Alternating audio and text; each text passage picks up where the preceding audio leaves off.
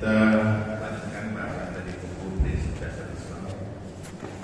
Memasuki halaman 117, pembahasan tentang syarat diterimanya ibadah.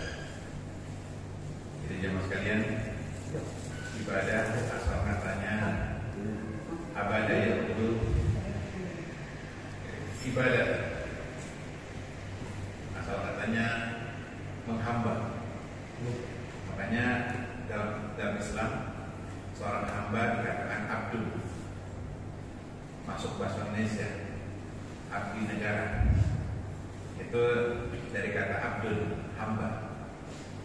Jadi kalau orang ibadah artinya penghambaan. Banyak ulama menulis buku tentang ubudiyah, penghambaan. Dalam diri manusia itu ada jiwa penghambaan. Jiwa penghambaan ini kalau dijalankan dengan benar, maka dia menjadi mukmin yang sebenarnya. Jadi menghamba yang benar, menghamba kepada Allah. Kalau dia tidak mengenal Tuhannya, dia akan mencari, dia akan menghamba kepada siapa saja. Maka kita lihat banyak orang menghamba kepada Tuhan selain Allah. Karena potensi penghambaan itu tidak disalurkan dengan cara yang benar. Maka di luar orang beriman, mereka menghamba kepada apa saja. Ada yang menghamba kepada karir, menghamba kepada profesi, menghamba kepada harta dunia, ya. Dan banyak sekali orang menghamba kepada dunia. Maka ketika seorang benar penghambaannya, benar dalam pencarian Tuhannya, maka bahagia. Nah, jemaah sekalian, ibadah itu hakikatnya penghambaan. Maka ulama mengatakan syaratnya sepakat dua, karena dia penghambaan murni milik Allah Subhanahu wa Ta'ala, milik Tuhan. Tuhanlah yang menentukan bagaimana cara menghamba. Tuhanlah yang menentukan kaifiat, ya, bentuk-bentuk penghambaan kepadanya. Maka di dunia kita saksikan banyak ritual-ritual penghambaan kepada Tuhan versi mereka. Data Islam agama yang fitrah menjelaskan kepada manusia bagaimana cara menghamba kepada Tuhannya, baik dengan keyakinan, baik dengan perkataan, baik dengan perbuatan, baik dengan harta dan yang lainnya. Nah, kemudian para ulama menjelaskan bahwa kalau kita mau menghamba Tuhan dengan benar, paling tidak ada dua persyaratan. Yang pertama adalah ikhlas. Penghambaan harus ikhlas. Dan ini disepakati oleh seluruh manusia. Kalau orang menghamba tidak ikhlas, berarti dia menipu Tuhannya sendiri. Jangan sekalian. Jadi kalau kita mau menghamba dengan benar, penghambaan itu harus tulus, harus ikhlas. Dan ini juga poin yang tidak sembarangan orang bisa ikhlas. Semua ibadah, semua ketaatan, semua bentuk penghambaan harus didasari karena Allah Subhanahu wa Ta'ala, bukan karena yang lain. Bahwa orang yang beribadah tidak ikhlas, maka tidak akan diterima oleh Allah Subhanahu wa Ta'ala. Faman kana yarju liqa rabbih falyamal amalan shalihan. Barang siapa yang mengharapkan berjumpa dengan Tuhannya, ini di akhir surah Al-Kahfi. Faman kana yarju liqa rabbih, barang siapa yang berharap berjumpa dengan Tuhannya, falyamal amalan shalihan, hendaknya dia beramal dengan amal yang saleh. Saleh artinya benar, dengan amalan yang benar. Wala yusyrik bi ibadati rabbih ahada, dan jangan berbuat syirik dalam ibadah kepada Tuhannya sedikit pun juga. Ini poin yang pertama, jangan berbuat syirik, jangan menyekutukan Allah.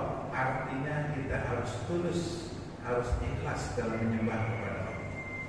Kalau mendoakan Allah, maka tidak diterima ibadahnya, karena Tuhan itu cuma satu. Nah, yang syarat yang kedua, setelah ikhlas, tata caranya harus benar, karena ubudiyah, penghambaan itu milik Tuhan, bukan milik kita. Pertama harus harus karena Allah ikhlas. Yang kedua juga harus ikuti prosedur yang Allah tentukan. Kayak orang kerja, seperti anak sekolah, begitu masuk sekolah, yang tentukan belajar mengajar itu adalah sekolah. Maksudnya pelajarannya dan istirahatnya sampai seragamnya itu sekolah yang menentukan. Nggak boleh orang sekolah yang nentuin muridnya. Orang saya yang bayar kok, gitu. Terserah saya maksudnya jam berapa kayak, ya mau belajar enggak, ini urusan saya, nggak bisa.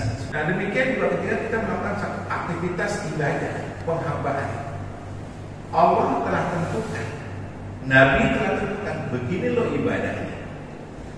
Nah sayangnya kita nggak mengerti bahwa penghambaan itu, peribadatan itu adalah mutlak milik Allah dan Rasulnya. Kita nggak boleh ikut campur. Nah sayangnya di masyarakat kita merasa dengan logikanya, dengan kecerdasannya, kemudian modifikasi ibadah-ibadah yang telah Allah syariatkan, ibadah-ibadah yang telah Nabi ajarkan, dimodif. Ya, misalkan zikir pada prinsipnya biasa saja berzikir. Dengan hati, dengan lisan, dan pikiran berzikir. Dimodif. Ya. Kendaraan kalau dimodif nggak masalah, karena itu sifatnya duniawi.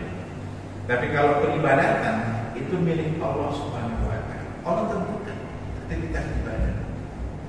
Maka kita lihat sholat dalam Islam dari takbir sampai salam itu milik Allah. Allah yang tentukan dan tidak terpikir oleh manusia, termasuk oleh Nabi Muhammad. Begitu cara menghambat Tuhan. Dan kita menghambat Tuhan kita 5 kali. Sholat subuh 2, zuhur 4, sampai isya 4 juga. Ada tahiyat awal, tahiyat akhir, ada doa-doa. Nggak terpikir itu bikinan Nabi Muhammad, nggak terpikir. Karena Nabi Muhammad bukan seorang rohaniawan. Nabi Muhammad waktu sejak kecil tidak terkait dengan ritual-ritual khusus. Biasa saja dia sebagai manusia, sebagai bangsa Quraisy. Dan tidak ada aktivitas dia sebagai kader intelektual, tidak ada. Dia tuh alam. Yang membedakan dapat wahyu dari malaikat Jibril. Jadi nggak kepikir itu bikinan Nabi Muhammad SAW. Ini wahyu murni. Sholat belum yang sunnahnya, qobliyah, ba'diyah, belum ada yang tahajud, ada yang duha dan seterusnya. Begitu banyak ritual-ritual itu nggak mungkin ini rekayasa Nabi Muhammad SAW. Ini Tuhan yang mengajar. Allah Rabbul Alamin. Itu baru sholat, belum haji. Ada ritual haji, tawaf, ada sa'i, ada wukuf di padang Arafah, ada lempar jumroh dan seterusnya. Nggak terpikir ini modifikasi bikinan manusia, nggak terpikir. Ini bikinan Tuhan. Waktu itulah Allah dan Rasulnya melarang kita memberikan modif. Maka ada hadis terkenal di buku ini, man amila amalan laisa alaihi amruna fa huwa radd. Barang siapa mengerjakan amalan apa saja yang tidak ada dasar dari kami, maka amalan itu akan tertolak. Ini kita ittiba dalam beribadah. Syarat yang kedua dari ittiba itu mencontoh Nabi SAW sebagai ikutan kita, sebagai uswatun hasanah. Sampai sini Pak, yang mau tanya silakan.